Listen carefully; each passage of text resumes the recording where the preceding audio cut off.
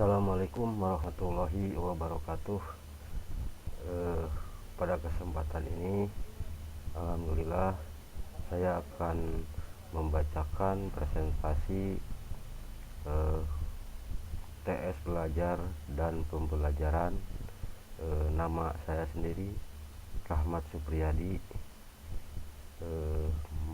dosen pengampu teori belajar dan pembelajaran, yaitu Ibu Mutaharoh SPDI MPD. Pada kesempatan ini saya akan mempresentasikan teori belajar kognitif dan konstruktivistik. Pendidikan merupakan suatu usaha sadar yang dilakukan dalam proses mendidik, yaitu mempengaruhi peserta didik agar dapat menyesuaikan diri dalam lingkungannya dengan cara memberikan pelatihan, pembimbingan, maupun pengajaran kepada peserta didik dengan harapan peserta didik mampu menimbulkan perubahan dalam dirinya. Jadi, pendidikan merupakan kebutuhan yang sangat penting dalam kehidupan manusia. Dalam proses pendidikan, belajar merupakan bagian yang tidak terpisahkan. Pada dasarnya, belajar adalah suatu proses perubahan pola pikir manusia yang awalnya tidak tahu menjadi tahu.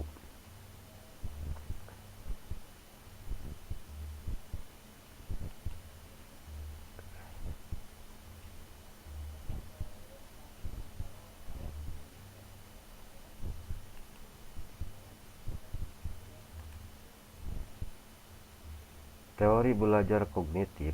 Pada hakikatnya, belajar kognitif adalah sebuah teori pembelajaran yang cenderung melakukan praktek yang mengarah pada kualitas intelektual peserta didik. Teori ini melibatkan proses berpikir secara kompleks dan mementingkan proses belajar. Pengertian belajar menurut teori kognitif yaitu suatu proses usaha yang melibatkan aktivitas mental yang terjadi dalam diri manusia yang diakibatkan oleh proses interaksi aktif dengan lingkungannya untuk memperoleh suatu perubahan dalam bentuk pengetahuan, pemahaman, tingkah laku, keterampilan, dan nilai sikap yang bersifat relatif. Kelebihan teori belajar kognitif: 1. Menjadikan siswa lebih kreatif dan mandiri dalam teori ini. Siswa dituntut lebih kreatif karena mereka tidak hanya menerima dan merespon rangsangan, tetapi juga memproses informasi yang diperoleh dan berpikir untuk dapat melakukan ide-ide dan mengembangkan pengetahuannya. Dan yang membuat siswa mandiri, contohnya pada saat mengerjakan soal, siswa dapat mengerjakan sendiri tanpa bergantung pada orang lain. Karena pada saat belajar, siswa menggunakan pikirannya untuk mengasah ingatannya.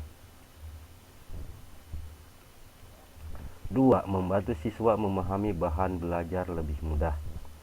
Siswa sebagai peserta didik merupakan peserta aktif dalam proses pembelajaran yang berpusat pada cara peserta didik mengingat, memperoleh kembali, dan menyimpan informasi dalam ingatannya, serta menekankan pada pola pikir peserta didik sehingga bahan ajar yang ada mudah untuk dipahami.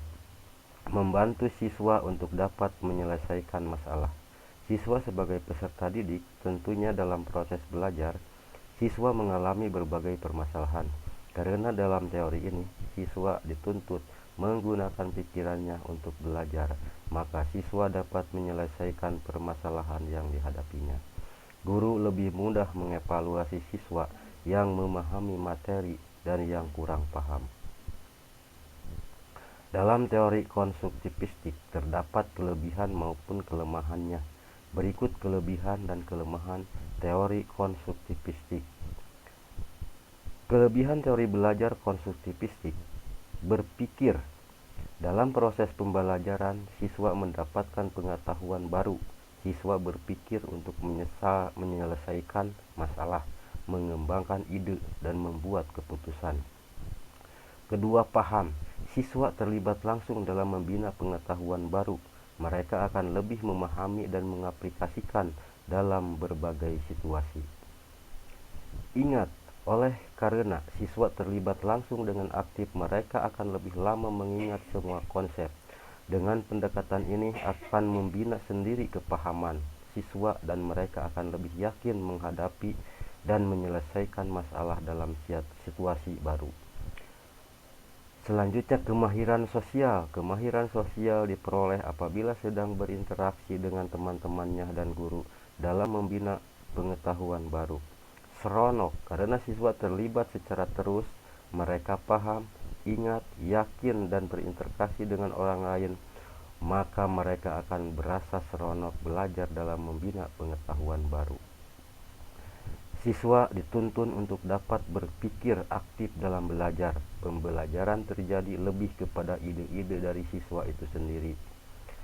Jadi kesimpulannya, teori belajar kognitif dan konstruktivistik keduanya sangat penting dipahami oleh pendidik dan tenaga kependidikan agar pembelajaran teori ini bisa tersampaikan kepada siswa dan anak didik kita.